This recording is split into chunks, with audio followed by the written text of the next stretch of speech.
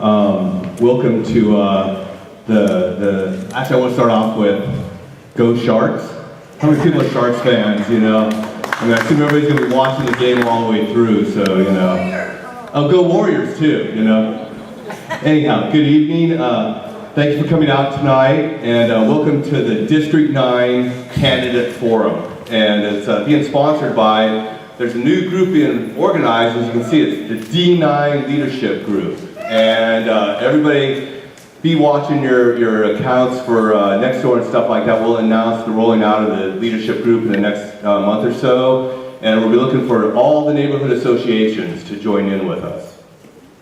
The League of Women Voters is also going to be putting this on tonight, along with our council office. The D9 leadership team, we've got Sam Ho from Thousand Oaks. Where's Sam? In the back over there. We have Gail Osmer from Narvaez. We have Bob Burrows from the Friends of the Cambrian Park Plaza. Bob's over there.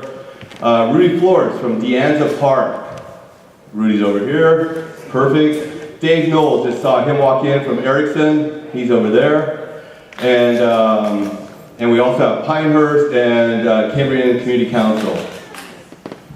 Then on top of that, we have our council advisors, Frank Consino. He was here just a moment ago. Out on the table coming in is Carol Stevenson.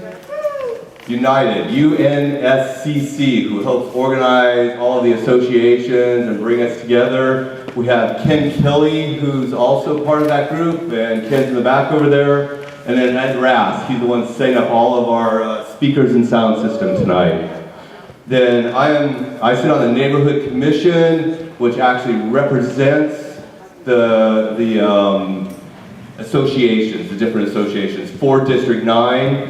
My name is Terry Martin, and then we have Michael Young, who also sits on the Neighborhood Commission representing District 9. We're also the co-chairs for D9 Leadership Group, currently. At this time, I'm going to turn it over to the League of Women Voters, Rosalind Zich. Thank you. Good evening. First important announcement. I'm sure you know where the bathrooms are as you came in. But also we have water for you at the back, and there's also some cookies, I think, and you're welcome to enjoy. Important things. It's my pleasure to be your moderator this evening, and this is obviously co-sponsored by the League as well as our District 9 leadership. We appreciate all that wonderful setup too, especially Mike's. The League is a non-partisan, non-profit organization of women and men. We're established to promote political responsibility through informed, active participation in government. The League does not support, oppose, or evaluate political campaigns or parties or candidates. Although we are nonpartisan, we do take positions on different issues if we have studied them. And we very carefully look into it before we come to anything where we might recommend it. And we invite any of you to be part of the League and join us. We have a website you can go to with lots of information. Tonight's forum has a very set format. And I want to be real clear about this because I don't want anyone to feel left out because your question wasn't used. And you do have cards. Hopefully you picked up several, and some of you have already turned in some questions, which is wonderful. But please know that we do have to edit them sometimes, or cut them, or make them shorter. Or yours might be a duplicate of somebody else's, and so we'll combine them in order to cover that information. The last question will be given at 8:45. So tonight's format. Each candidate will have 1 minute in an opening statement, and they drew for numbers, so we're not picking on anyone.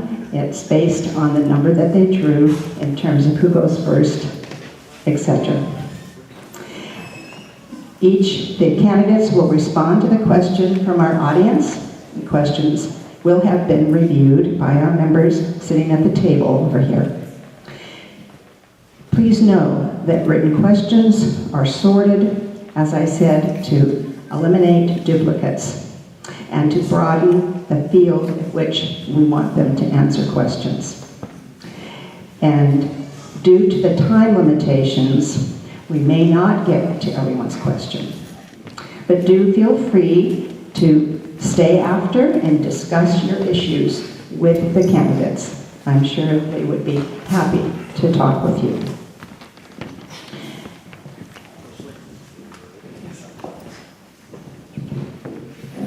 Hi, good evening. I'm Michael Young, the other D9 Commissioner. We just wanted to recognize State Senator Jim Bell, who's here.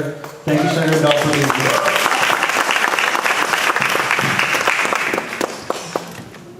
I've gotten a fancier one, so hopefully the sound's better. I can see already some of you are definitely recognizing the sound to have been improved. So I'm going to hand that one off.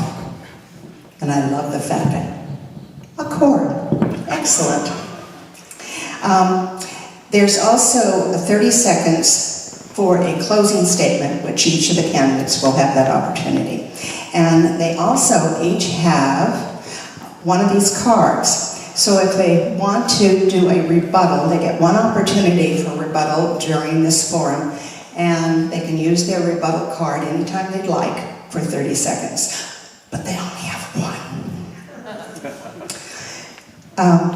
And in the interest of time and decorum, we'd like you to hold your applause until the end of the forum, even if you're terribly excited about one of their answers and you really want them to see that you really like how they're thinking. Let's wait and give them all a round of applause at the end. I also need to ask you to please turn off your cell phones. Appreciate them being turned to whatever you want to, airport or just off, and ask the candidates as well to do that. Appreciate that. Now, I'd like to introduce our candidates for City Council, San Jose City Council, District 9. And, come and join us. Lovely. She did let us know she'd be a little late. And I'll let her get a seat before, and I'll go on. So starting at the far end of the table, we have Shay, and it's Shay Franco Clausen. And sitting next to her is Pam Foley. And then we have Rosie Zapata. And then we have Scott Nelson. Whoops, sorry. Kaylin, I'm sorry, Gallagher. And then we have Scott Nelson. They're both wearing glasses. It must have been glasses, yes. And then coming in was Sabuda. And Sabuda, your last name is pronounced? Sadiq. Sadiq, thank you very much. And we're happy that you were able to make it. And now, we are ready to begin. The first question, what is your vision for transportation in District 9? And how do you plan to get there? And Scott, you drew number 1. Do we get opening statement first? Oh, I'm sorry. After I said you were going to all have an opening statement, too. Okay, we have our timer for this. Our timer is ready? Oh, I see she is. She's got her cards. Okay, 30 seconds. And Scott, you're still first. Oh, you just held up the 30-second sign. Sorry, I was holding up all of them. Oh. Okay, it's a 1 minute. Beginning now? Thank you. Hi, I'm Scott Nelson. 1 minute's not much time, so I'll go as quick as I can. Excuse me for speaking fast. I was born and raised in District 9. I was born in San Jose Hospital. Came home to a house about a half mile away from the house I'm living in now. Went to Schallenberger, Markham, Willow Glen, and transferred over to Gunderson. I believe a basic fundamental of our political process is citizen government, and that's why I'm running. Now, I've been told by a person of power and influence that I'm wasting my time and money, that I'm not one of the chosen ones. Well, I don't agree with that. I think we earn the right from the people. This is not a popularity contest amongst the elite.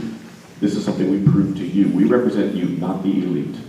So, I wish I had more than 1 minute because I do have why I am more qualified and prepared to step in. I have a Master of Education in Counseling Psychology in the City of Counseling Psychology. I have worked with kids. Education has been identified as a priority. I've been told to stop, so I would like to go on, but sorry.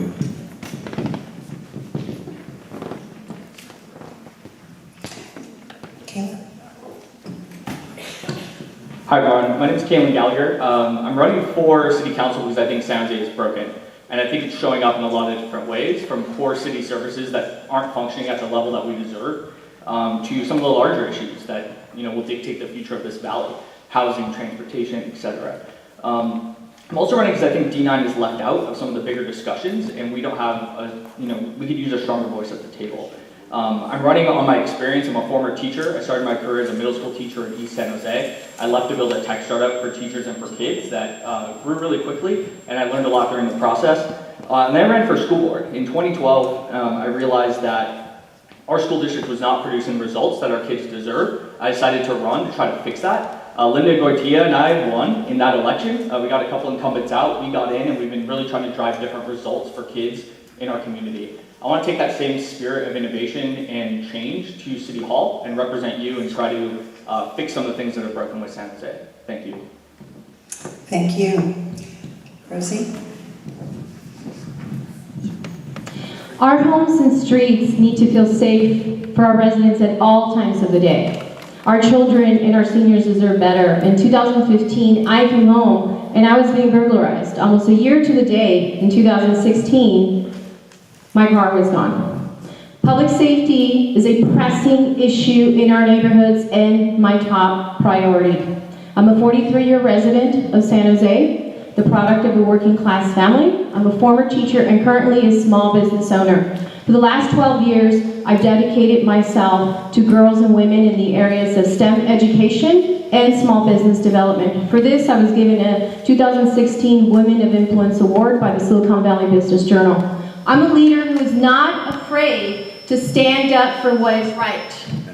I'm running to safeguard the uniqueness of our neighborhoods, give you a voice, and push for fiscally responsible common sense policy. I hope I earn your vote today. Thank you. Pam? Good evening. Thank you all for coming today. I know the Sharks are playing and that's a big deal. Just a little bit background about me because I know we'll have opportunity to answer a lot of questions. I wanted to let you know that I'm originally from Portland. I come from a family of 6 kids from a working class background. I moved down here to go to college. I've lived in the Cambrian area for 30 years.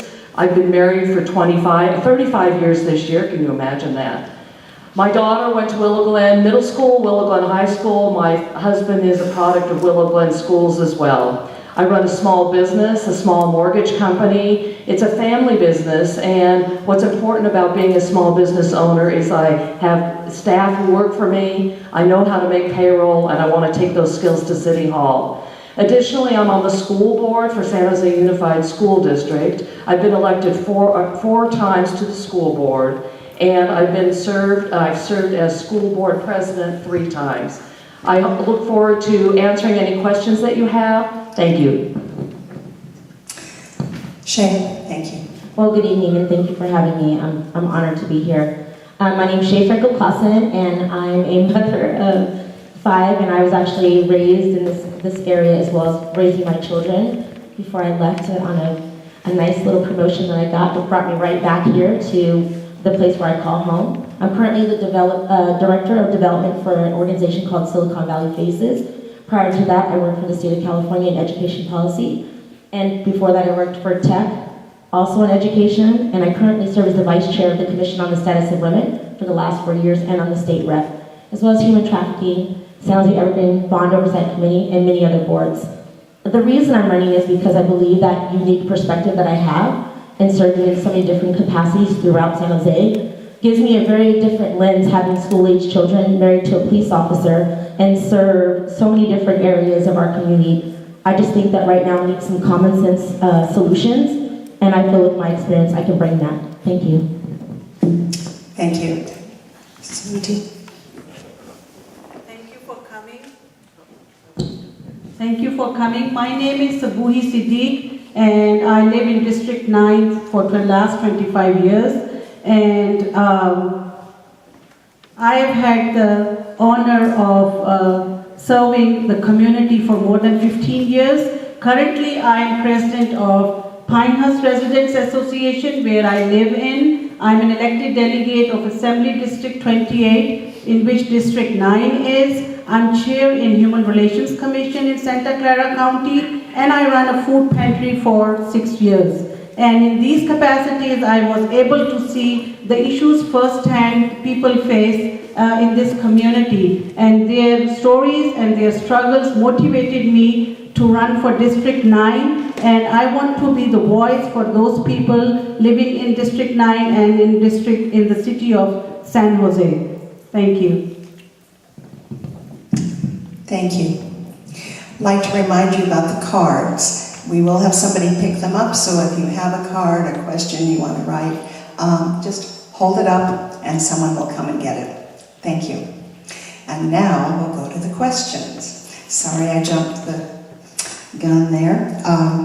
We've actually had several questions in regards to transportation. So this will be the first one, and Scott, you're up first. Your vision for transportation in District 9, and we have a comment in saying that our neighborhood streets are a mess, and what are we going to do about it? So Scott, you're first. Okay, thank you. There appears to be several issues that you brought up with regards to transportation, not just transportation, but the status of our streets, the potholes, the reparations that are necessary, all of the infrastructure that goes along with that. I'm a huge proponent of public transportation. You travel around the world, you see in all the great cities, there's a very substantial public transportation system. We need to have more public transportation. And this ties hand in hand with the affordable housing and smart building and putting affordable housing near public transportation lines. Now, we go to costs on that. We cannot put the burden solely on the taxpayer. We right now do not have what would be fair and calculated impact fees imposed upon these major developers, such as the individual that's trying to develop right over here across the street, which, if I'm on council, that's just not going to happen. That cannot happen. Impact fees are imposed upon the developer at the time that they are trying to develop these things. We have right now billionaires coming in, making a lot of money and bringing it back to their own state, such as Texas, and not paying for the... Thank you, Scott. Kayla, same question, please. So this comes up a lot, and I think it comes up in two ways. It comes up with local roads and local traffic, and then some of the big picture issues, right? Everyone who gets on 85 or 87 at any point in their day is miserable. Nothing has been done about it. It's been getting worse and worse and worse for 10 plus years now, and we need to fix it. So in terms of local roads, local traffic, I think it's making sure that our Department of Transportation at the city is operating at a very high level, that when we report issues, that things are fixed very quickly, and that we're training people locally to report the issues that are coming up, so I can monitor the requests and make sure that things are happening. But big picture, I think we need to invest very heavily in public transportation. We're having a lot of wins right now about BART coming to San Jose. That's great. Those are really big battles, but it probably should have happened 30 years ago, right? How are we going to make sure that we are getting BART around the Bay, out to the Central Valley, investing in things like automated vehicles, which are coming up? That's the type of vision I want to bring to City Hall and make sure that we're dreaming bigger than we're dreaming right now. Thank you. Rosie. So there are two major complaints I hear when I talk to all of you knocking on doors.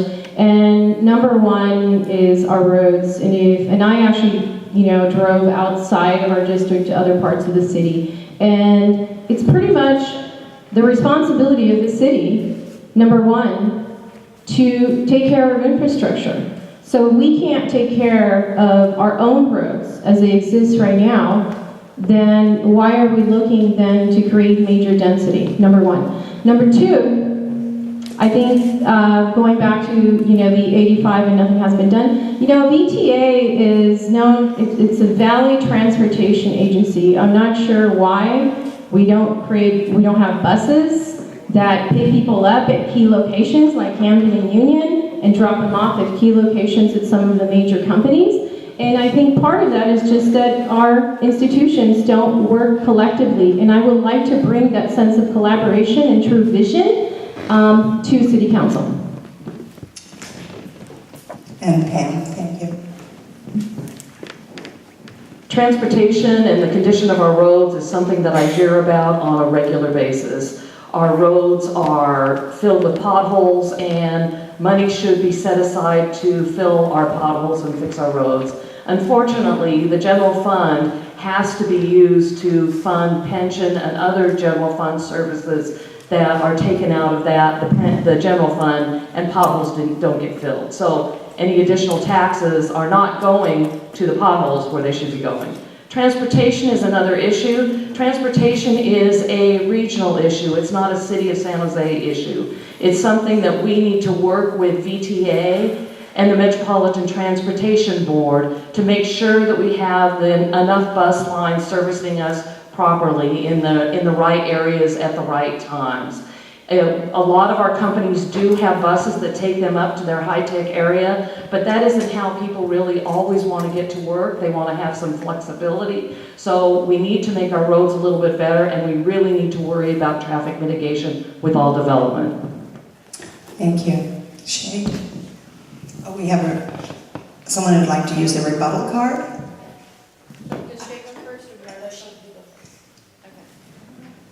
So, How much time does she get? 30 seconds. 30 seconds. Yeah. 30? Right. Yeah. so I would like to rebuttal this notion that the general fund, and I understand the pension liabilities that we have, but I will tell you that I have looked very intricately into the budget. We have a $1 billion general fund, and then we have another $1 billion, which is in separate monies that some of them are restricted. And so what I would like to rebuttal is that we have things in that general fund that, according to the city charter, are not necessary. According to the city charter, it is necessary that our funding goes for infrastructure in our roads. Shay?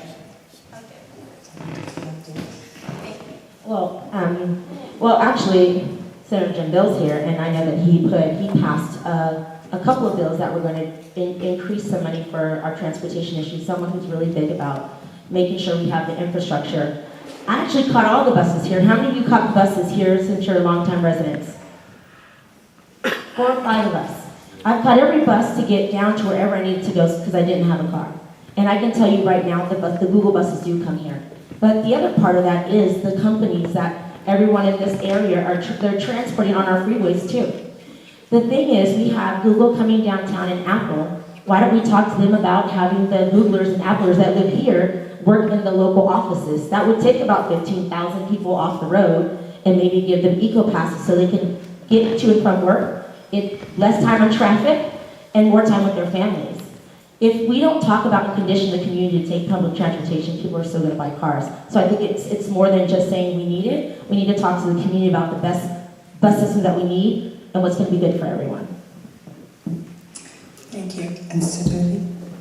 It's vision for transportation for D9. I would love to see more public buses in D9. I have a niece, she goes to community college, and if she misses one bus, then there's no other bus. Then I have to drop her all the way to the college. And I've noticed the bus used to come close to our neighborhood also, it doesn't come. So my vision is that I would like to be on the VTA committee once on the council, and would like to have more transit system, because I've observed that the students, there are a lot of students in the morning who take transportation going to college or to their workforce. Also the streets, would love to have them repaired, potholes, and even in our own neighborhood, some of the streets are so bad that the neighbors have to drive around to go on the main road. So that's my vision, is to have more public transport and other things with that. Thank you. Thank you. Our second question asks you to take these 4 issues and prioritize them, which would be your first, second, third, or fourth. The 4 issues are housing / homelessness, public safety, neighborhood environment, or community engagement. And Kaylin, you get to go first. Can you repeat those? I think everyone... Oh, sure, no problem, and I can repeat them more than once. The first one was housing, then public safety, neighborhood environment, and community engagement. Prioritizing those.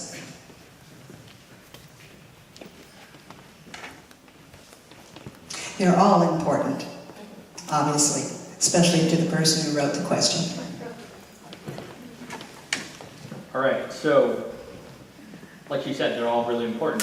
The way I ordered them, though, was based on, I think if we nail the first one, which is community engagement, lots of the other things are going to come naturally, right? If we build a city government where the voice of people is truly represented, we are bubbling issues up to the city government quickly and efficiently, then we're going to nail public safety, right? Because the city is going to understand and be able to put more resources towards an issue.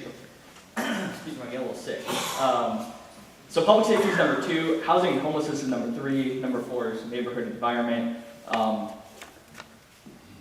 That's my order. I think, the number one thing I hear at the doors is around public safety. So many people have had break-ins, had package theft, have had cars that are broken into, and not getting the response they expect.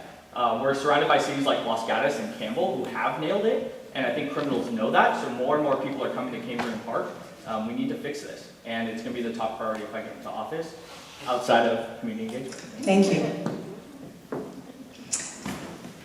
Rosie? So I think they're all important, and I would put number 1, public safety. I mean, all you have to do is go to next door, and the number 1 issue in the district in a lot of the neighborhoods is public safety. One of the things that's working against us is that in policing you have basically what you have community policing, which is really a model that has been in place for a long time. But because the lack of foot on the street, a lot of the model is actually being broken up. So the model basically means that you have to stay within your precincts. And right now, let's say you have cops who are signing here, they're being taken out to other places. So the actual model for public safety, even with less of the police that we have, is not working. Number 2 would be homeless. I think there's a lot of concerns in this district as far as our homeless. I think we need what's called comprehensive homeless solution. And when everyone talks about homeless, they talk about only one type of homeless, and we have 3 different types, and it's not enough time for me to talk about that. And the third would be housing. Pam, thank you. Good question. Makes you think about what's really important in our community in District 9, in what our neighbors feel and what we feel as the people running for city council. For me, housing and homeless is the number 1 issue.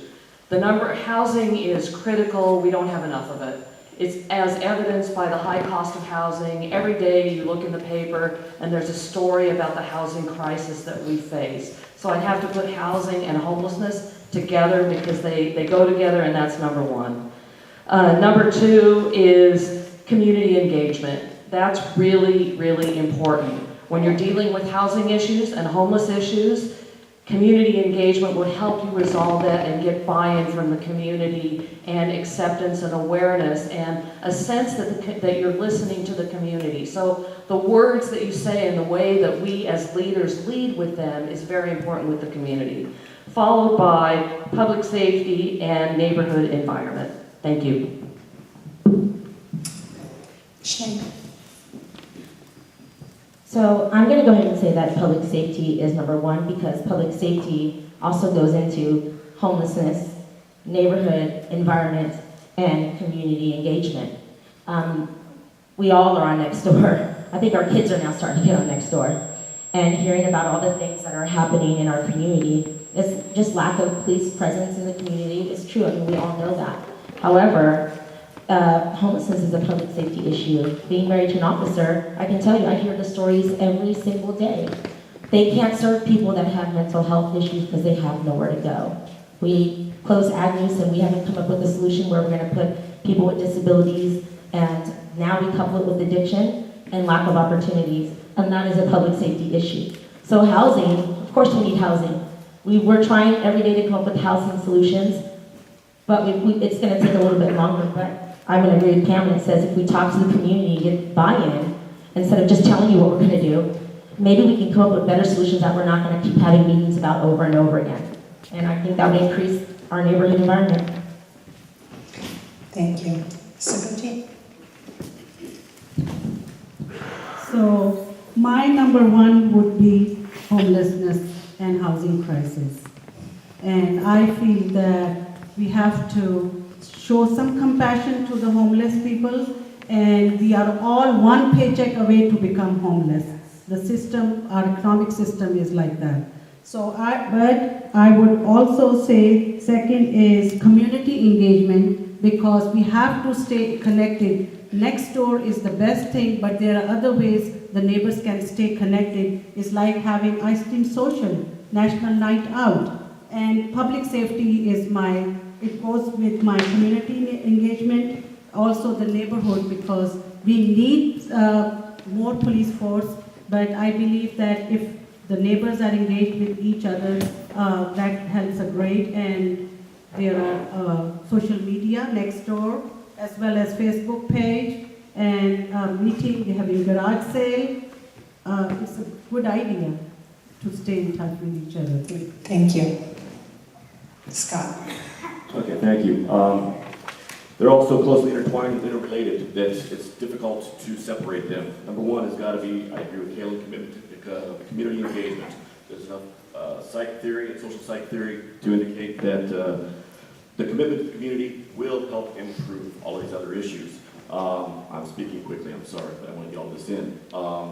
Homelessness and houselessness, we've got to separate that into categories. We have those are in that type of situation due to a traumatic event. Families, individuals that are homeless and houseless because of the one paycheck away and that traumatic event. Then we also have the other two categories, or possibly one separated. We've got the mental health issue as well as drug addiction. We have to approach these types of environments separately. We cannot approach them in the same manner. Public safety is right in there as well. Our officers are not trained to deal with mental health issues. We need to have a reformation. There are plans out there. There's a Memphis program out there that involves, I'm sorry, there's not enough time. Finish your sentence. Okay, there's a Memphis program that has been written that involves the police officers as well as mental health professionals to address this homeless issue with regard to the mental health and treating them with dignity as opposed to just not in my neighborhood. Thank you. The next question is a little hard to read. However, we're going to give it a try. How do you intend to increase industrial and commercial zoning instead of residential zoning to affect the areas in balance? And this goes first to Kayla. Oh, excuse me. Yes, Rosie. I'm sorry. Rosie, you get to start on this one. Go back to my chart. So I'll give you an example of how we're not doing that right now in an effort to fit something, a square peg into a round hole, and part of it, an example of that is the Cambridge Park Plaza. So the Cambridge Park Plaza does not fulfill the requirements of the 2040 plan, and yet it's, we don't have the infrastructure. What would be a better solution for that You know, I've driven all around the city because I think when you're on city council, you're representing the voice of your district, but you're being engaged in a collective vote of what's in the best interest of the city as a whole too. And why are we not doing an urban village around the Monterey corridor where there's really no residents around there? It drives right straight into the city. It really lends itself for the multi-use of having commercial on the bottom and residential on the top. I don't have the answer yet, but because I am investigating that, when I do get the answer, I'll be sharing it with you guys on Nextdoor. But I think that we have to do common sense policy, and that's an example of common sense policy. Thank you. Pam? We have is it working? Yes, there we go. We have the 2040 plan that dictates land use and zoning. And I'm not sure how workable it is. We do have urban villages that are outlined in that require mixed-use development. That's one way that we can bring in not industrial as much as commercial and mixed-use spaces in our downtown corridors and in our transit corridors. So I don't know if the writer of the question is asking, should we convert zoning from residential to commercial? I don't agree with that. I think that we should work within the general plan now and work to modify the general plan.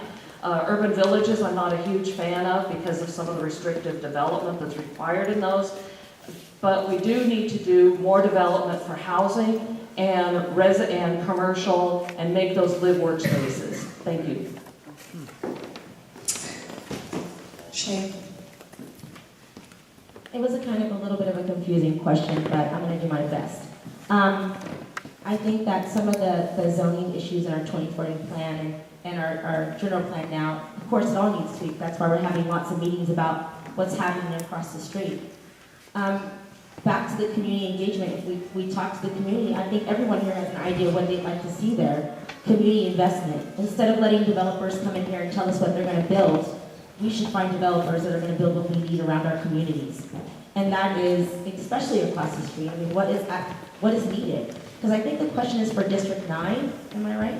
Yes. And which we don't have too many places to build, but I'm pretty sure we can come together. This looks like a pretty bright crowd to come up with some ways to make the zoning here and the development fit with what's in the community. Because I think that's the number one issue. We're concerned with what's going to happen here, but we all can agree we need housing.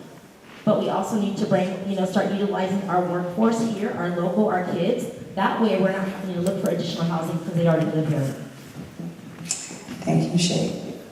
Spooky? So I'll echo the same. The 2040 plan of San Jose is to have urban development. But, and this Cambrian Plaza will be the first one in the city of San Jose, but not too crowded, not congested. I know we have housing crisis. I know that there is no place to build single-family neighborhood or houses in San Jose, but it should be reasonable. And especially, we have to keep in mind the traffic congestion and traffic issues, roads expansions, city roads coming in, and other issues related to that. So for District 9, that's what the 2040 plan is. Yes, thank you. Scott? Can you repeat the question, please? Yes.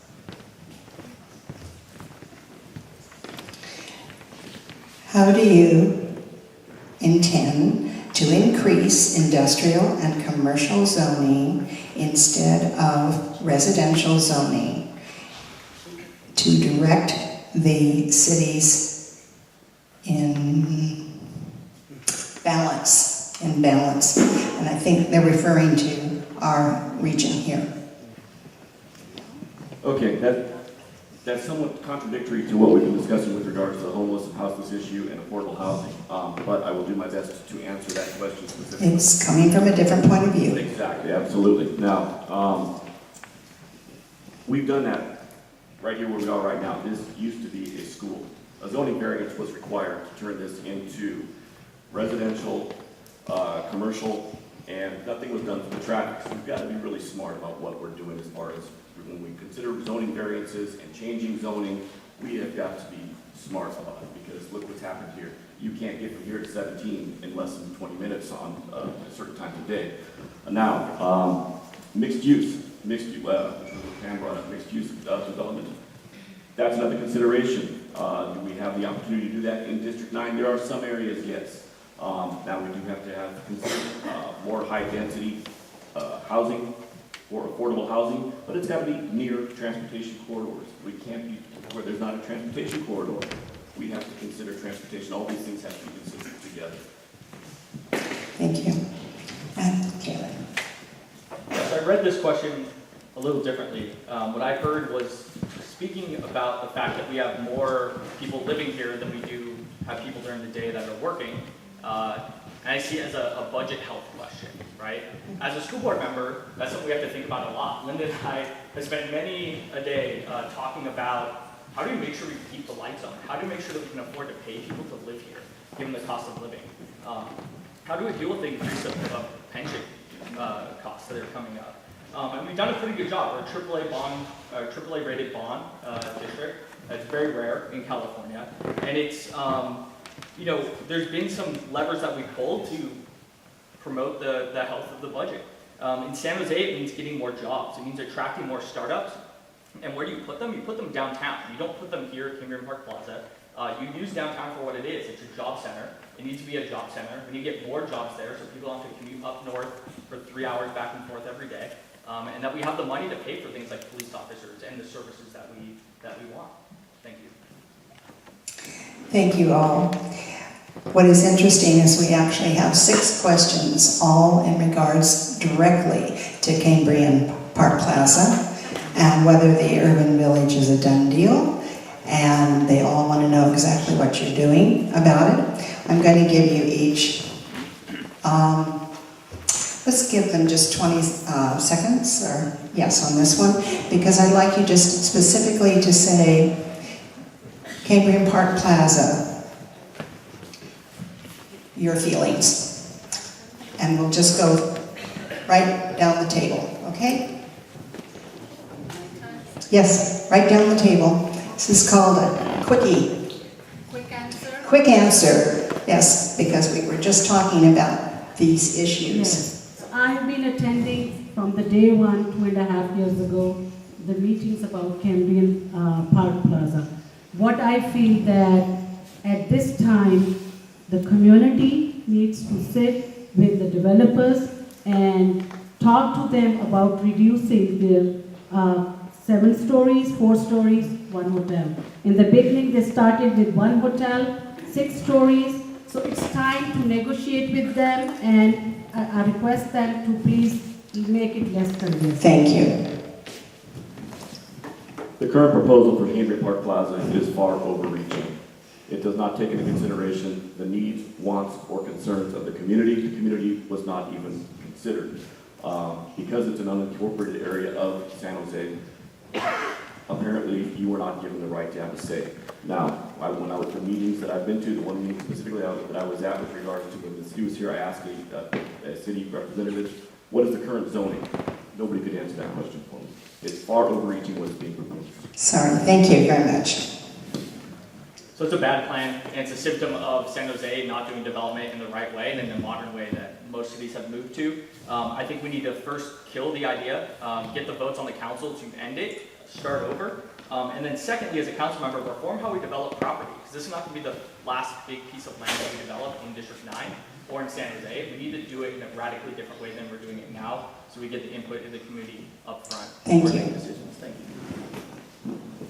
So I was one of the first vocally proponents of this, and I met with a couple of the residents and empower them to basically believe that they have the power to negotiate and to say absolutely not, we're not going to develop it in an urban village. As a result of that, San Jose Inside said that I was against urban villages, which I'm not, but it's the wrong plan for this community. And I truly believe that we can go back to the drawing board and get something that actually works in this community and put the first urban village in the monitoring corridor. Thank you.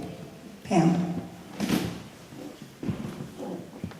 First of all, Cambrian Park Plaza is not a done deal. The next city council person, God willing me, will be someone who has a voice in that.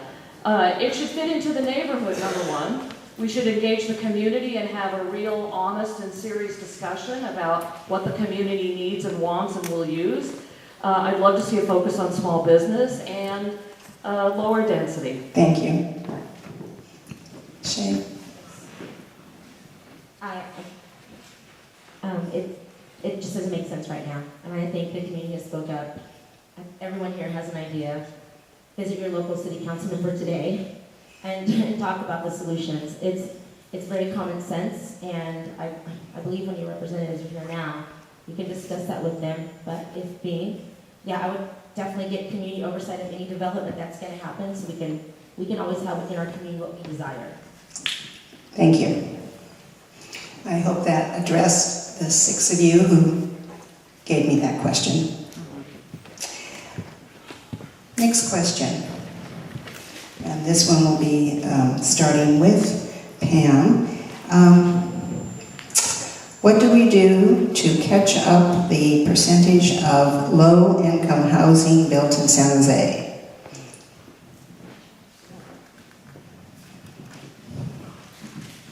Build more housing. There is City of San Jose passed inclusionary zoning several years ago, and then it was challenged in court. Since then, the Supreme Court of the state of California has said that inclusionary zoning is allowable, so the City of San Jose should adhere to the rules that established several years ago, actually when Sam Liccardo was city councilman. They adopted the inclusionary zoning. So that's the number one thing that they should do, is adhere to the inclusionary housing zoning. And I wasn't joking, or I sort of was, when I meant build more housing. It's supply and demand. Yes, the cost is too high here, but we need to have more housing where people can live. And that's all types of housing, affordable, workforce, for teachers, nurses, etc. Homeless housing, senior housing. We need all types of housing, and that will take care of some of our problems, housing problems. Thank you. Shay? So, housing is being built. It's just being built at market rate and people can't afford it. I've seen tons of buildings are going up, and it's just not affordable for a teacher, let alone some police officers. Even some of our tech people are saying they can't afford to live here, and that's why so many people are living in their cars or with friends. You're seeing a bunch of cars in people's neighborhoods. It's because so many people have to live together. When we have development, I don't know why don't we come up with a tier system that represents our community. So if 50% of us make under 50,000, 50% of the housing should be based on that income. And going up and going up. That way it kind of really brings inclusiveness, that inclusionary housing. It brings different type of people from different backgrounds together, and we can build a stronger community. But for right now, I just think that we are building housing. We're losing spaces to build housing, but we're not housing the people that live here. We're building it for other people out of the area. Certainly. Rebuttal? So I've never used a rebuttal before. So I get to collect I don't want your to talk car. about her. I just want to mention something that Yes. I forgot. Okay. Not rebutting you, but I wanted to mention Senator Bell is in the room, and he has a bond measure that is coming on the ballot in November that is specifically targeting affordable housing funding. So if that gets approved, if you all vote for that, then there will be a bigger pot of funds to build affordable housing across the state. Thank you. That deserves a round of applause, yes. Thank you. And thank you, Shay. Let's see, we go to the question now goes to Sabuta. Excuse me, my name is Sabuhi. Sabuhi, sorry. That's okay. So, yes, I have observed that. The county, 2 years ago, we passed Measure A, and the county has $920 million for affordable housing or housing.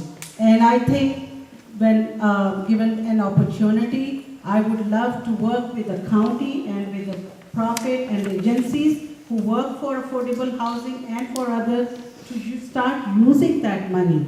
because apartments or houses which are at this time is at market value, my own children cannot afford to have a housing of their own. And this was not 20, 30 years ago. So I would like to work with the county and with the cities. Thank you. Scott? Okay, thank you. When you discuss low-income housing, as the question was presented, we're looking at a slippery slope with regards to social engineering. We have to consider, we can't just provide cheap housing because we can do that. We need to consider. I heard the quote earlier, teachers can't afford, even some police officers. Well, teachers spend a lot of time in school. They commit themselves to the public. They commit themselves to bettering our youth. Education is the cornerstone of all positive growth and development.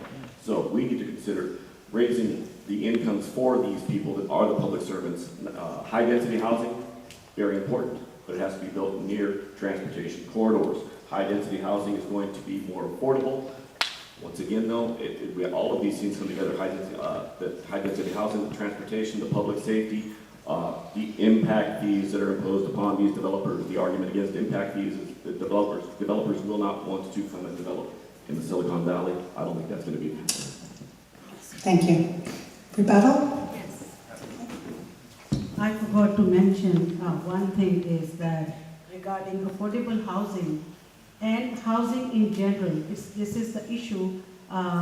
It's a huge crisis. We have huge crisis here, but we have to keep in mind the new developers. For example, the Cambrian Plaza. There should be some houses, some units for affordable housing, for seniors, for nurses, for teachers, not only in Cambrian Plaza, but in all the other developments. They should have some units for affordable housing. Thank you.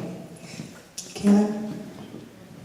Yeah, so on a broad scale, this is the biggest question we have to answer as a valley and as a region in the next 10 years, right? Will this valley continue to exist with the way things are headed, right? How many people's kids or grandkids can even afford to come back here after college or finish a career? When I moved back here, I became a teacher, got really excited, called my parents. 3 days later, I had to call my parents and ask if I could move back in. This was the only way I was able to afford to live here. $100,000 in student loans. I couldn't afford the rent. I left the profession because of that. We need to fix this. I think San Jose, it's frustrating to watch because they're doing it in very piecemeal ways, not strategic, comprehensive ways. But hey, let's bring up this controversial issue this day, and then 2 weeks later, let's bring up this one without considering them together. We need a very broad strategic plan that takes into account the fact that cities north of us are building giant job centers and building 0 units of housing, and we're picking up the slack. That's not acceptable. We need leaders who are going to be able to push that change, right? And be very aggressive about it, build more public transportation, and build more housing. Thank you. Rosie? So, touching on, I think, the word comprehension.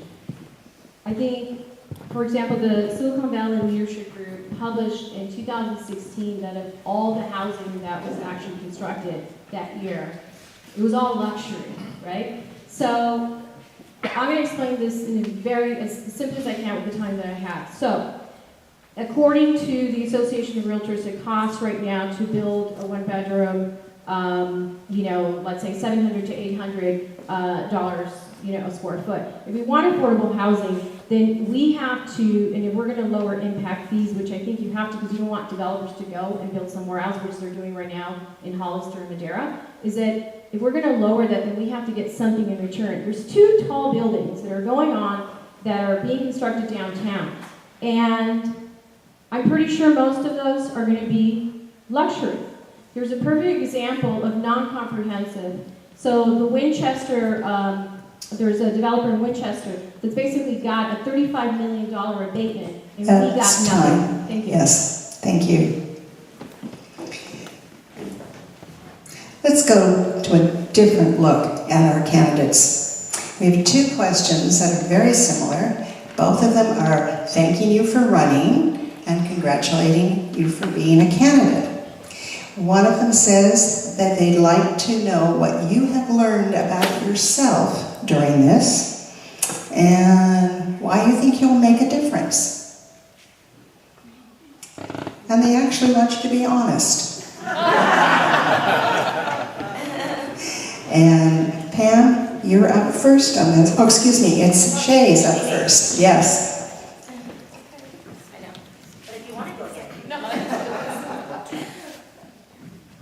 I've learned a lot. I've actually learned a lot about myself, and a lot of the people that started this last year with me in July, they've said I've grown, leaps and bounds.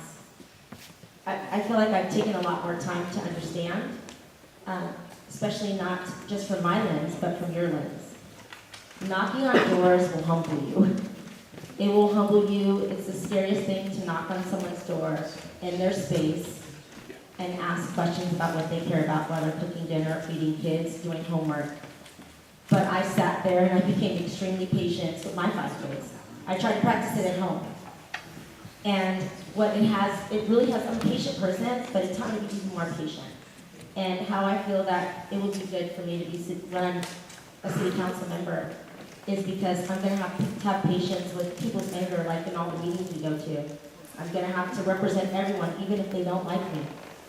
And it's just having that understanding of every moment is an education moment. And that's probably the most exciting part to me. Thank you.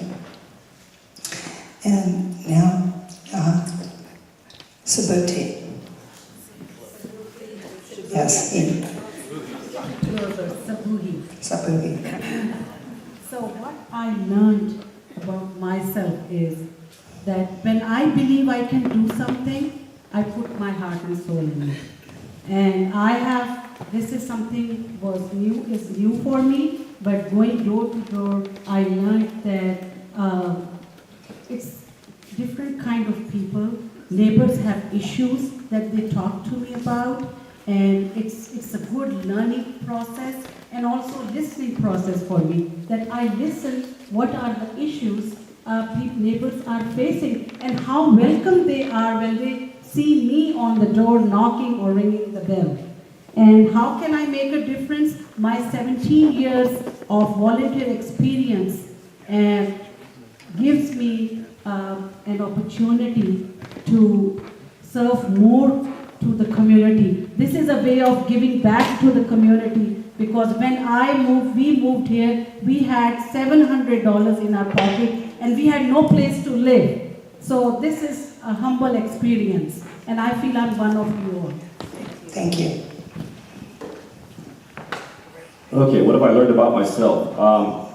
It's a reinforcement of my beliefs. I've always believed that I can accomplish what I set my mind to, but I also have the humility to listen to others and concerns of others and have a voice for others. Throughout my life, throughout my professional career, I've done these things.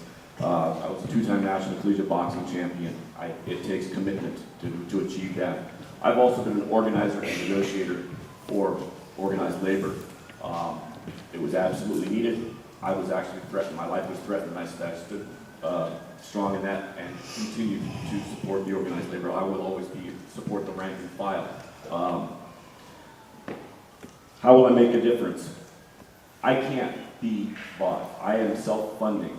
I am paying for all of this on my own. My dad was a school teacher. I'm not a silver spoon kid. I have worked hard. My wife and I are sacrificing.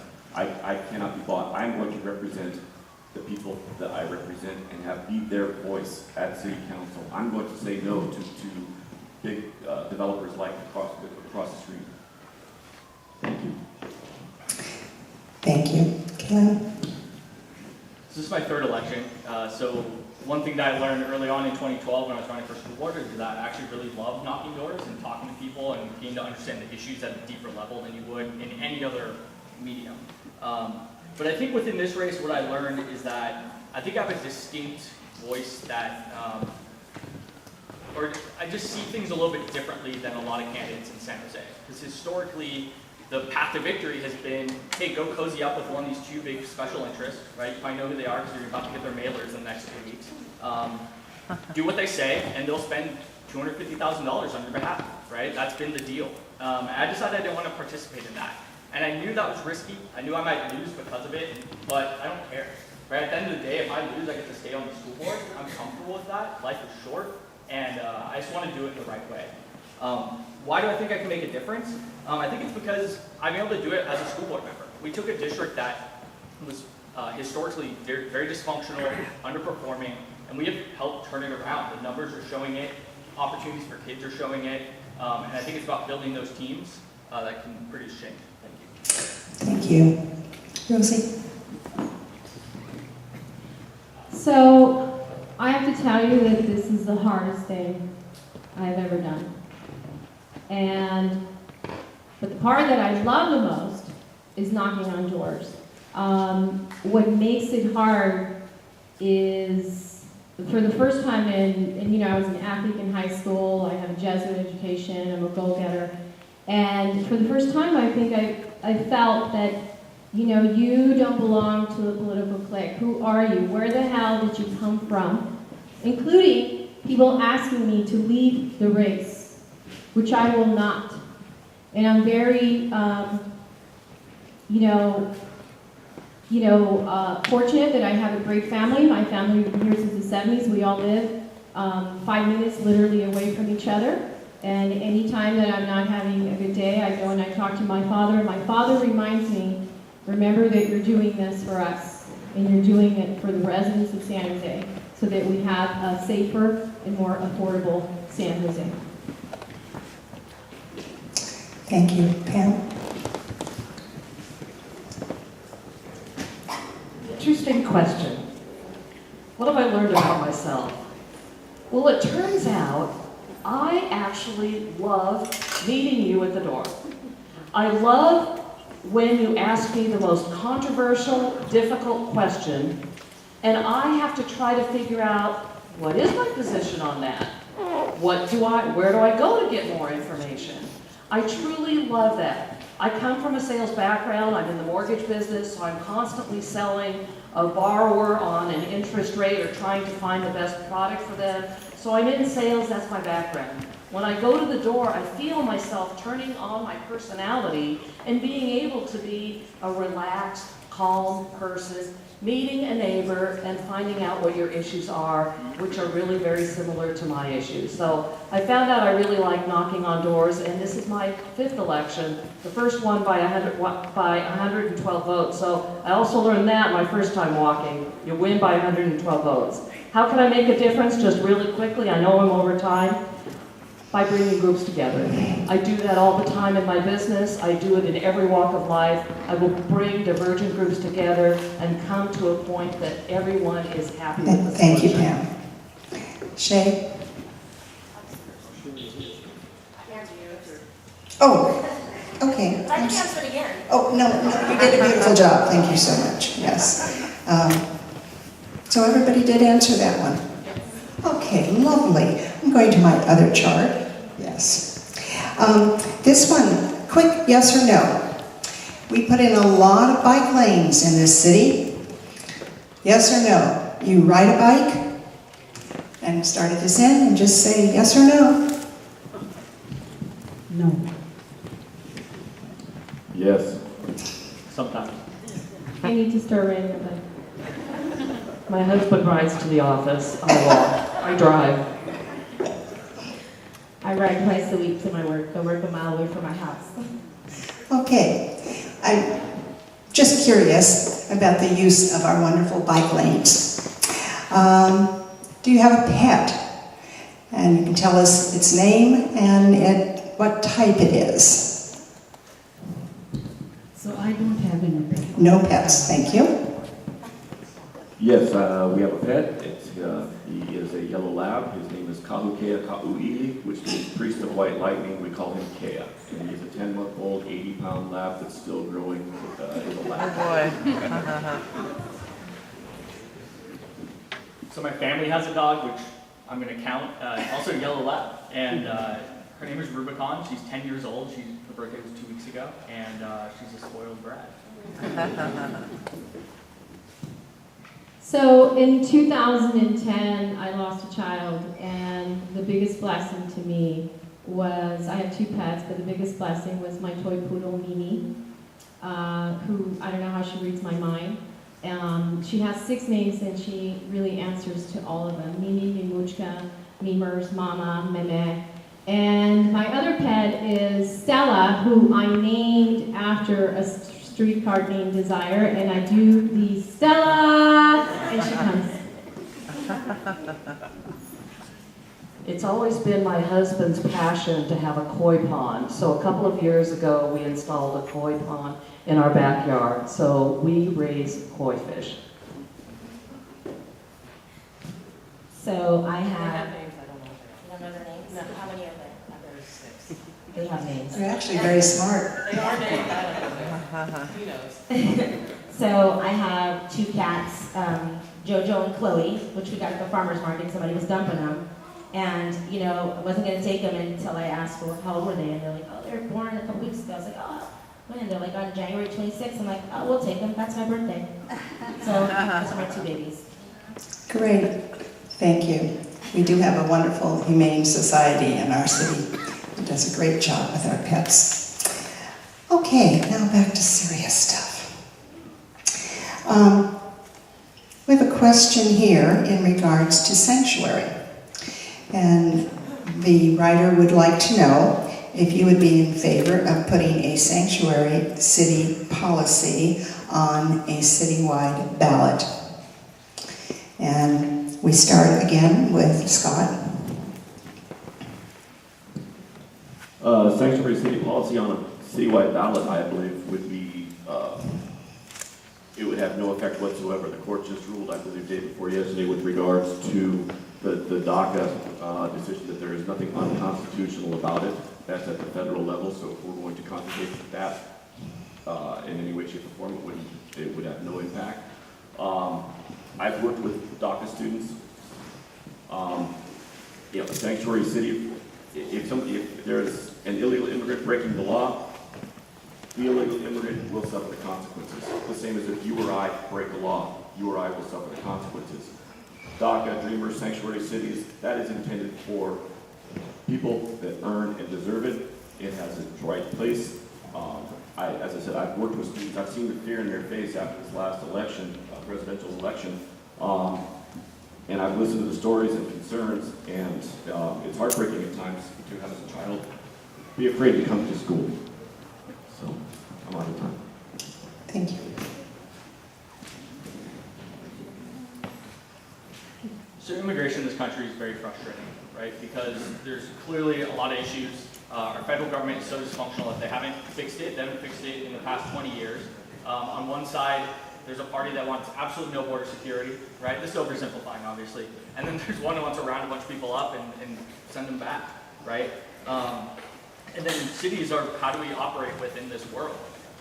You know, I know a lot of undocumented students. A lot of my former students, I taught in East San Jose, a lot of them were undocumented. Our salutatorian at one of our high schools last year was undocumented. These are really high quality people who have no memory of their country of origin, right? They came here when they were 6 months old. And I think for a city to start trying to round people up or helping with that effort, I think that's not what our country's all about. At the end of the day, though, if someone is committing very serious crimes that are hurting others, we need very severe, swift consequences. We need to take those people and we need to get them back to where they came from because they are hurting others. So I don't know if I actually answered the question, but those are my thoughts. Thank you. Rosie? So I think we're living in very fear-mongering times, and I think we have to be very careful. On the one hand, on the legal side, I thought the city had declared in the county that there is sanctuary, but yet we don't have any legal oversight because it falls on federal. But on the other hand, what I want to share with you is the following, is that I think that collectively we have to think of what kind of city, we have a city that's basically the biggest veteran community, which means there's a huge service industry. And I will tell you that whatever your ideas are about sanctuary or not, if we basically, give into this fear-mongering, what ends up happening is, economically we will be severely affected. And that goes for every city in the Bay Area. The reality is that, and I will share with you that the Central Valley is really regretting voting, for, the wall or whatever you want to call it, the current administration, because our agriculture system will actually completely fall apart. So I want you to think of the economics of it and not get stuck in the fear-mongering of it. Thank you. Pam? Immigration is a really complicated issue, but I just like to focus on a component of it. Actually, the state of California has declared itself a sanctuary city, or a sanctuary state, I believe, and the county is declared a sanctuary county. As far as immigration is concerned, when I was board president last year, shortly after the election, we adopted a reform of our immigration policy, which really stated how we would handle federal agents if they came on our campuses. Our community, our parents, and our students were very fearful that ICE would come onto our campus and remove the kids, or worse yet, remove the parents and the kids wouldn't know about it. So we worked with the parents to educate them on how to work with the federal government and ICE and make sure that we knew who their emergency contact was if that happened to happen. We are not allowed to ask immigration status in education. There's so much more with immigration, but I'll leave you with that for now. Thank you. Shay? So we were actually all asked this question last night in another forum, and I'll say the same thing I said last night. I'm married to law enforcement, so I do believe in law and order. However, our nation is built on migrant workers from India, from China, from down south, from up north. I mean, all of us come from somewhere else. And looking at it from the law enforcement end, it sometimes helps us catch some criminals if people feel that they're protected, because if they don't call the police, they don't, make reports about violent crimes that are happening, even if they're witnesses. But it's just really inhumane to go, like Kaylin said, we just can't round people up. I hate for someone to come in here and round us all up. And that's just the way I think about it. But I do believe if somebody breaks the law here, they should be punished. And if they're not from this country, then we should send them back to where they came from, especially if they're on a visa or, they're visiting or just undocumented. However, I just don't think we should round people up. It's a very scary time. Thank you. Sabuki. Thank you. So this land, we all are immigrants. And nowadays what I feel, we need these immigrants to build this nation. This nation was built on immigrants. And being a sanctuary city, yes, I would support it because we need these immigrant people. They pay taxes. And when it comes to the people who are breaking the law, they have to face the law also. And they need to be deported. But yes, I would like to have this city to be a sanctuary city because the immigrants here are working very hard. They are working for us. Now imagine if there is no one to mow your lawn or pick up your garbage or clean your house, what will you do? So yes, and with the DACA students also, yes, I support all those. It's not their fault that they came here. They came with their parents, and if they are working hard, let them stay here and let them pay taxes. Could I Rebuttals, certainly. So I ran out of time and didn't actually answer the question. I want to answer it. I would not support putting it to a citywide vote, and the reason is because I think if you looked at polls of the city, it would pass. So we'd spend a lot of time and effort to pass something that has already passed. I think as a council member, if people have legitimate concerns about things that are happening in their neighborhoods, I want to focus on those. I want to bring people together who don't agree on some issues, but do agree on some paths forward. And I'm not going to agree with you on every single item that comes before the council, but I'll always be someone who's there to listen and try to find common ground and drive things forward. Thank you. Thank you. Very specific question. Do you think we should protect mobile home park land use for redevelopment? And for this one, we start with Caleb. It would depend on the situation, but I think in lots of situations the answer to that is yes. you saw what happened in Palo Alto. Joe Simidian, or Supervisor Simidian, stood up, gathered the community around, saved a mobile home park. That was one of the last places you could live in Palo Alto in an affordable way. My great-grandparents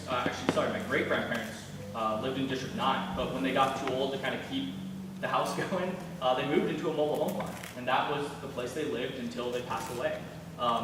These are institutions and places of housing that serve wide segments of the population, and they're one of the last places left that some people can afford. I think we need to protect them, but do it in a way that is fair to the property owners, right? Then you sell the land and build 15-story apartments and make a ton of money out of it, right? I think we need to figure out ways to make sure that people are compensated correctly and fairly. And Joe Simidian did it up north. I think we can do it here too. Thank you. So my 90-year-old grandmother lives in a mobile home park, and I think it's really important to show respect for our elders, and a lot of our elders, including my grandmother who worked in the canneries long before we had tech, is living out her last years in a mobile home. The majority of the people who live in mobile home parks are elderly. And so my question is, I don't care what gets presented in front of me. I know what the demographics are for that group, and I think they should be safeguarded. They should be safeguarded because then again, if we're saying we want to bring a solution for homelessness, then we would be creating more homelessness. So I would be completely against any development in a mobile home park. Thank you. Pam? I support mobile home parks. I think they are the last affordable housing projects that are available. It's open space land, they're beautiful. For the most part, they're beautiful. You have your own space. You don't own the land underneath, the landowner does, but it's an opportunity to own and control your own environment. So I think mobile homes are a great opportunity, and I wish more lenders actually financed mobile home parks or mobile homes, because you could get more financing and sell them easier. But I support those completely. Thank you. Shane? So, of course, I support mobile homes, and actually, back in 2014 with Gail, and I worked for Assemblymember Ashkawa, he was city council member at the time, and there was everyone's trailer homes were, the mobile home parks were being in jeopardy. Everyone's here, people live there, and there are people that they're on fixed incomes.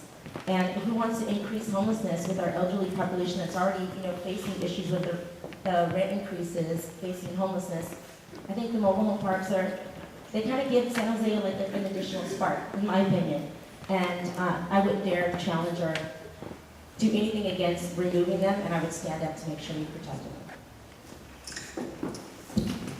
So, me too, I support mobile home parks. In District 9, we have 2 mobile home parks, and I would love to have it still there. I oppose the developers to remove them, the people living there, and it's a nice environment. And why not have mobile home parks in your cities too? When we have multi-million-dollar homes, we have less than those, then let's have that. People are living in those places, and I support mobile home parks. Thank you. Scott? Thank you. With regards to affordable housing, mobile home parks. Similar to Rosie, my grandparents lived in a mobile home. My grandfather was one of the top administrators at Agnew State Hospital before Governor Reagan closed it, so he went from there into forced retirement. Ultimately, my grandparents did live in a mobile home park. Beautiful community, beautiful environment. We need to protect them. How could we say that we were proponents of affordable housing and then not protect them? So, but we do need to protect mobile homes, not trailers, but mobile homes. Those of you if anybody here lives in a mobile home, I do understand and identify the difference between mobile home versus trailer. We need to protect them from redevelopment. Thank you. Our next question is, there is a $200 million plus infrastructure backlog in our parks, how would you prioritize? And we start with Rosie.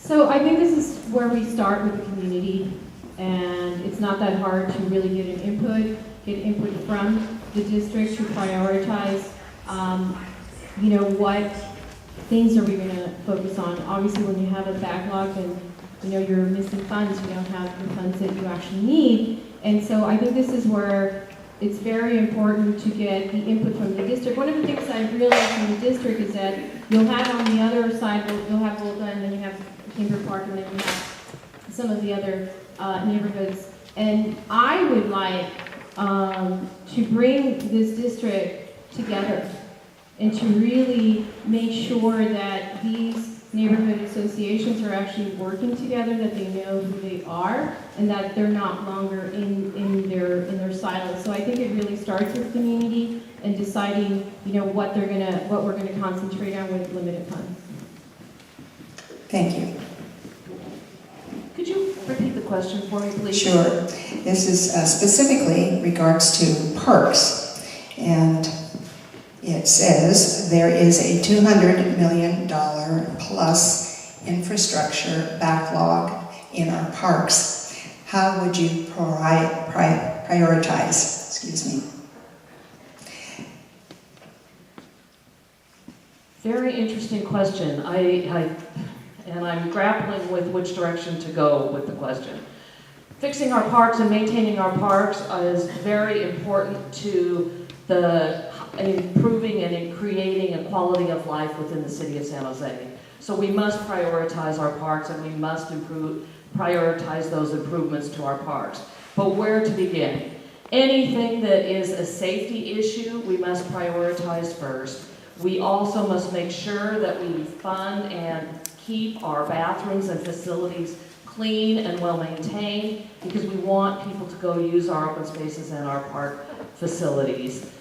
Outside of that, I think it's a good idea to survey neighborhoods to see what they would like to see done and see where we might need to expand parks, look at expanding parks into parks that are adaptive parks for all types of our citizens, all types of our children, and then see where that money takes us from there. Thank you.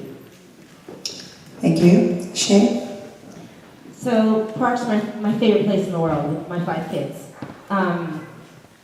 Rudy knows I love parks. And so I think that looking at the budget, we can come up with some different solutions. And I'll use an example. I don't know if it's going to be a good example for me, but the Rotary does really good partnerships with parks and all different types of organizations to have. Why don't we have some private partnerships? When I'm knocking, plenty of parents gave me some great ideas, and plenty of kids gave me ideas of having, the private partnership where parents could have maybe a small business within the park that they could serve coffee. It would bring, them out to the parks. They wouldn't mind being in the parks with their kids. In addition to getting some private funding for all these companies that are coming in to build small skate parks, resurface our baseball fields, really bring back the vibrant programs we used to have when I was a kid here at De Anza Park, here at Cherry Park. Because it is about building, if we're talking about building community, we have to bring people out of their house, but we've got to bring them something to enjoy. And it has to be aesthetically pleasing while really making sure that everyone here is thought of in the process. So I'm all about the parks and open space. Thank you. Subodha? Yes, I love parks too. We have a park across our neighborhood, and I used to take my children and now my grandbaby. And I would support, but also what I have observed that the council, each council gets some money allotted from the budget for their parks. So before that, I would encourage the communities to have neighborhood associations, because they can request grant to beautify their park and have, for example, bathrooms there or trees or whatever. So yes, I would love to have maintained parks for the community members. Thank you. Thank you. Very good question. I believe there's a synergistic relationship between most of these issues that we're talking about, specifically with parks. Yeah, we need to start maintaining them. You go out there, my little guy, my son, my 12-year-old is a soccer player, full lawns, you know, up above his ankles most of the time. Kirk Park, which is near our home.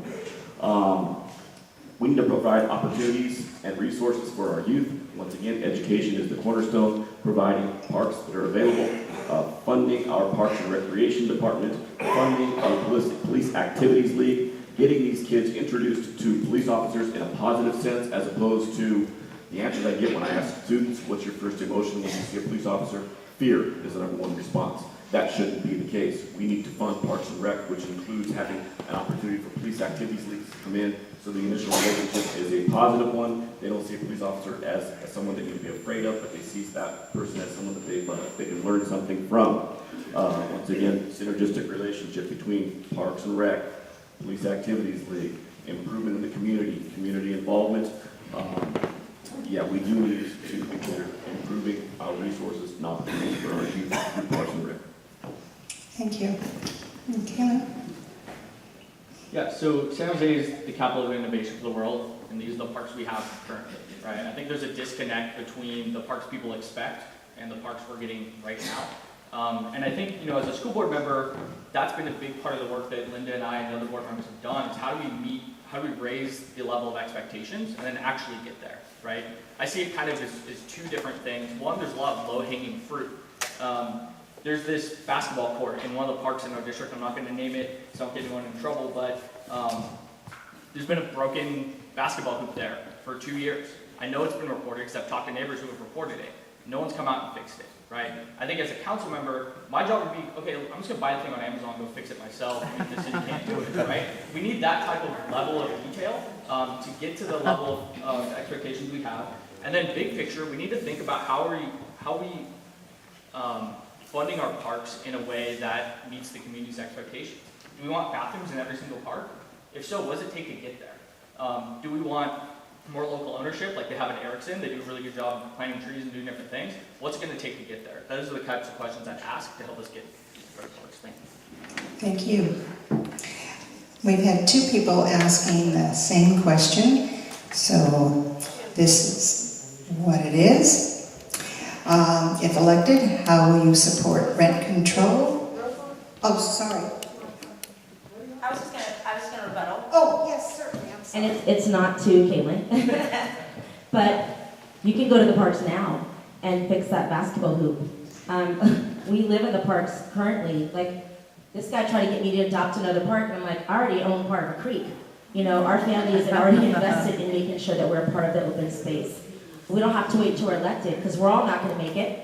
So you can actually talk to Rudy right there, and he's looking for people to adopt parks and take ownership of it today, so we can all have parks like Erickson. So they do a really great role of making sure that people are involved. I'm not putting you on the spot, I'm just saying, like, parks are places for community. So, I mean, we can all, right now, talk to Rudy when we're done and get involved with it. Right, in your own neighborhood associations, too. Okay, back to this question that several of you put to us this evening, and that is, if elected, how will you support rent control and tenants' rights, and how it affects our affordable housing? And first one up on this one is Pam. I was hoping. Well, I'll start us off. This is the one issue that I probably differ with all of my fellow candidates. I do not support rent control. The city has adopted rent control ordinance last year and the year before, and just recently, a couple of days ago, supported keeping the utilities bills as it is. The reason I don't support rent control, it's not because I don't believe there's not an affordable housing issue, because I truly believe there is an affordable housing issue. I just don't think rent control is the answer. I think the answer is to build more housing. Why do I believe building more housing is the answer? Because it's supply and demand. When you restrict how much a homeowner can earn when they rent that property, it makes that homeowner, that's their lifelong investment, it makes them reconsider whether they want to continue renting that property or not. And so they potentially take it off the market, and that house and unit, duplex, triplex, is no longer available for rent. That's a problem. That has the opposite effect of what we need. We need more housing. That'll bring the price down of rentals. We are not going to agree on that one. I believe that it should be fair. Everyone should have a place to live here. I believe in housing equity. But I also think about it from this perspective, is that rent stabilization is the same Prop 13 does for homeowners. It keeps them at a fixed rate. And while I do want to keep Prop 13 protecting a lot of people that have invested in their homes, I want the same protections for people that rent here. It's very easy. These are teachers. These are people among us right now that don't want to say the renters. But I think that if we want to protect people and say that San Jose is a space for everyone, I think that we could come to some sort of agreement to make sure that we are not displacing the people that make this area so vibrant, because we're losing teachers, we're losing enrollment in schools, we're closing schools, because people can't afford to live here. So all I want is housing equity and everyone paying the same price. Thank you. Subhuti? Thank you.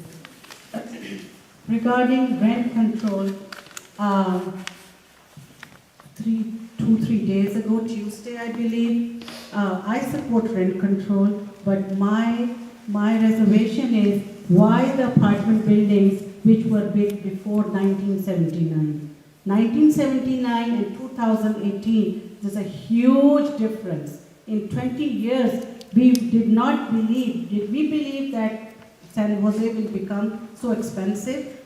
We never had imagined that they will be so. So I believe that not only the apartment buildings and townhomes which were built before 97, there should be a rent control of the ones which were built after also. And also regarding homeowners, what I believe is that city of San Jose should take a model of Berkeley. Like they have an ordinance or a law that the homeowners or the large, big who owns houses, they have taxes on them. That way it increases the revenue also, and everybody has a fair share in it too. Thank you.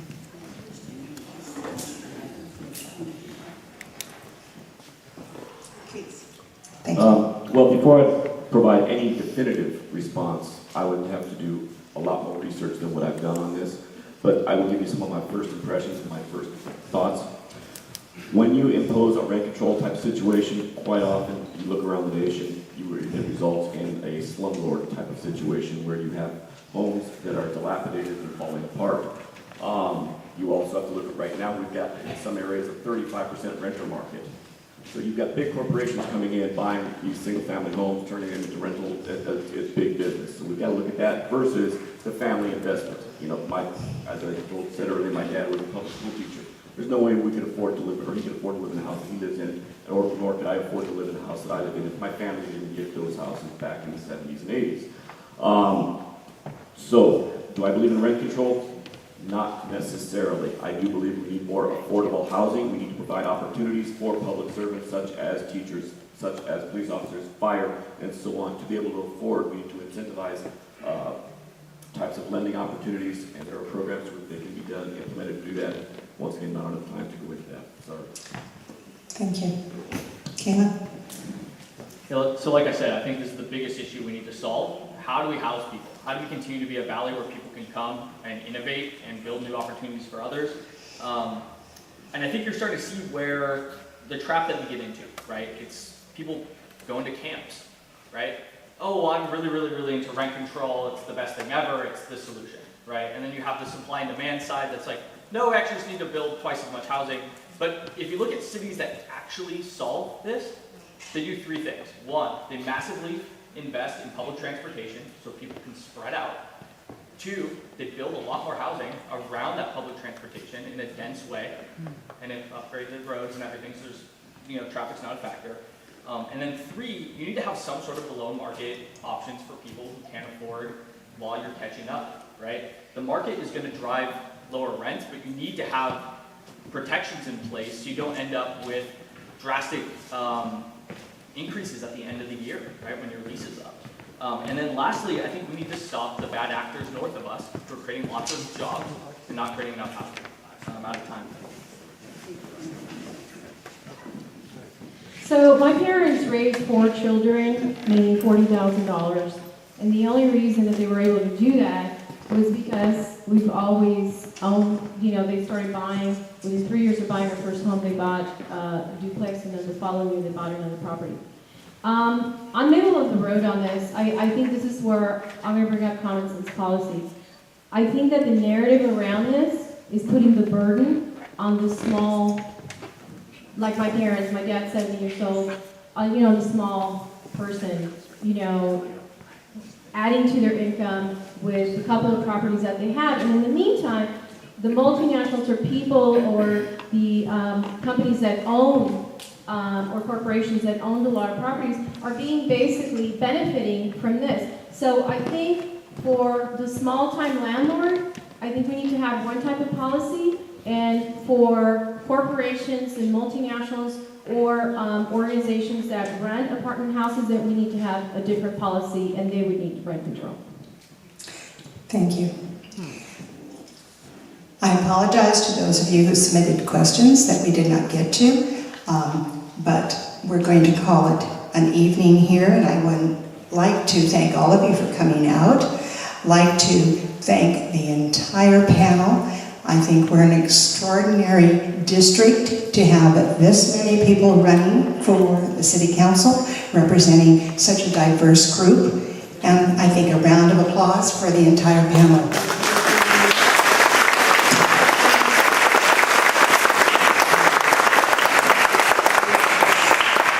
And now they each get 30 seconds.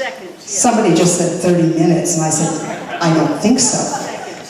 So you've had your applause, so leave with us one thought in 30 seconds. And let's start at the far end of the table.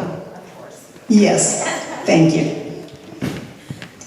I just want to say thank you, and I'm a mother working here. I serve on many different commissions, and I've just gained a lot of knowledge where I feel that made me qualified to be on City Council. And I've met a lot of you and enjoyed our conversations. Regardless of the outcome, I'm vested in my community. And right now, I really just want to say that please take a look at my website, get to know me, learn more about who I am. I don't think 30 seconds tells you who I am, and really consider me. I will work as hard as I work for my family for all of you. Thank you for the opportunity to share my ideas with you and my thoughts with you. I truly am grateful that we live in a society where I have an opportunity to run for City Council, and hope to one day call myself a City Council member with your vote.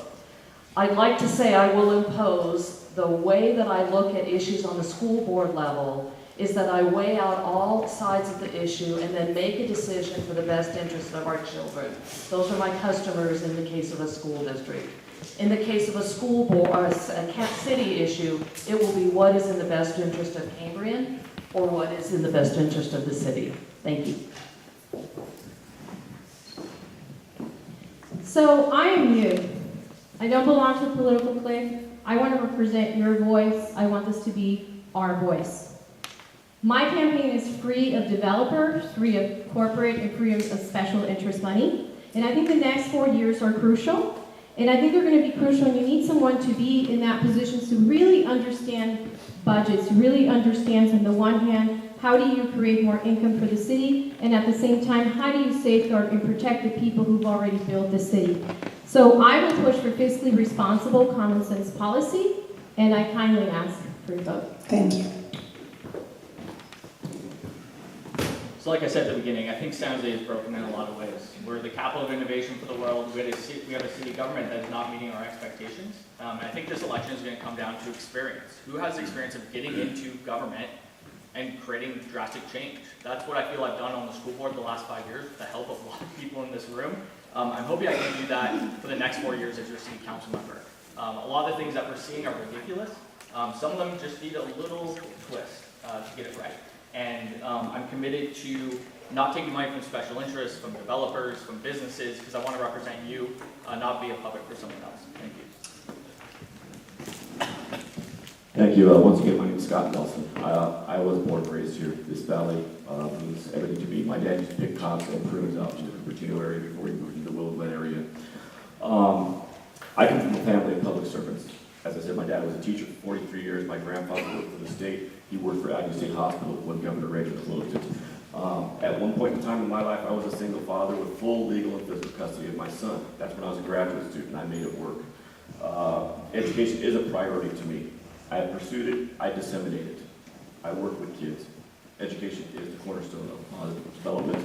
I encourage you to please look at my website, scottnelsonforcouncil.com. Thank you, Scott. So I moved here 34 years ago with nothing in my pocket. And this city and this place has given us a comfortable life. And that's why I wanted to give it back, and I started doing community volunteer service for more than 17 years.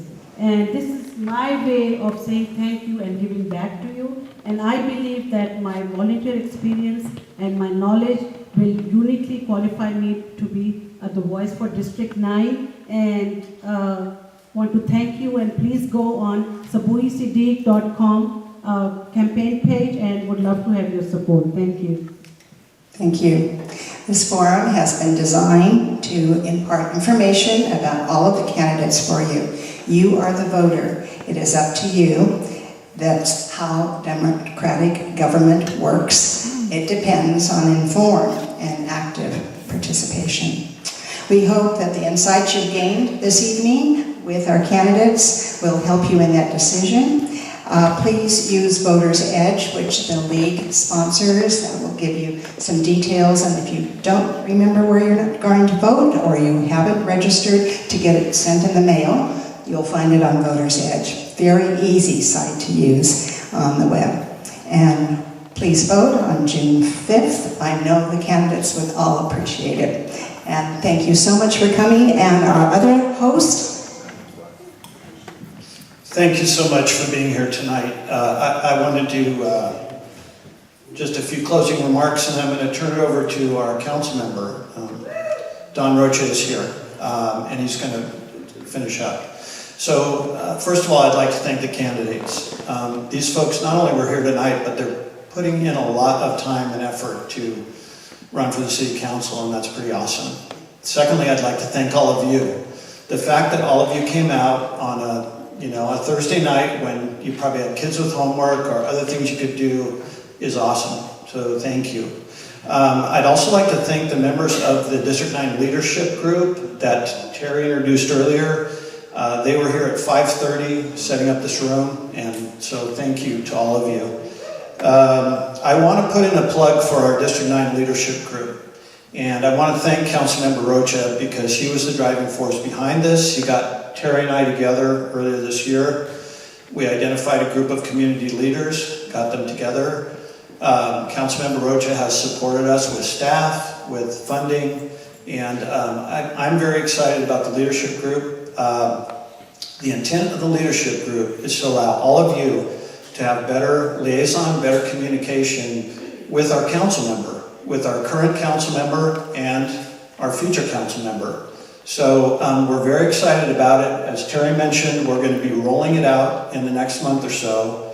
And please, look on Nextdoor, talk to any of us. We would really like to have, once we roll out, all of you involved, because we want to work with you, represent your interests, your concerns, and get those concerns to the council office. And we also are going to try very hard to form more neighborhood associations in District 9. I think that would be a great thing. So how about a round of applause for everyone that I thanked?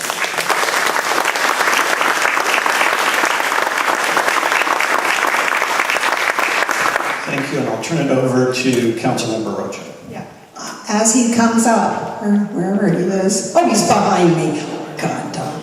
Anyway, I just want to tell you, if they put their emails when they signed up, will the leadership group right now contact these people for the next time you meet?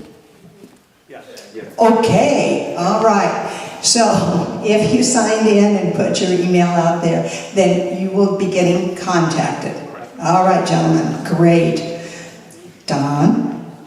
Thank you, and there's really nothing left to say because you covered it, and what I wanted to do was thank all those groups that participated in this and made this happen. You know, the District 9 Leadership Group, the League of Women's Voters, and the United Neighborhoods of Santa Clara County. Really impressive. And you gave me more credit than I deserve in terms of this effort and that leadership group. Really, this is driven by our neighborhoods commissioners, and then these neighborhood groups have done a fantastic job. I'm just there to support, so really the thanks goes to you. So the only short version up, or short comments I want to provide are really to the candidates. In having served for 7 years, it's a very difficult job, but a very rewarding job, and I'm going to miss it greatly. I am very impressed by the selection you have here. I think we're going to be well served, very well served. Thank you. Appreciate that. And I personally know how difficult the campaign trail is and the forums. This is not an easy process, and you know that just as well as I do. And I really, my hat's off to you for seeking to serve the public. Public service for me is a passion. And Vice Mayor Judy Turco, who I served after and filled her shoes and at least tried to, gave me some very good advice. And what she said, and this is no disrespect to the rest of the city or all the other 9 council districts, is District 9 is the best council district to serve. Same advice I got from Senator Jubel as well, who lives just a block away from me, and he's always watching, him and his wife, making sure, Don, you better do right, and if I don't, they let me know, so I can promise you, you will hear from the senator if you don't do a good job. Good night, and thanks again.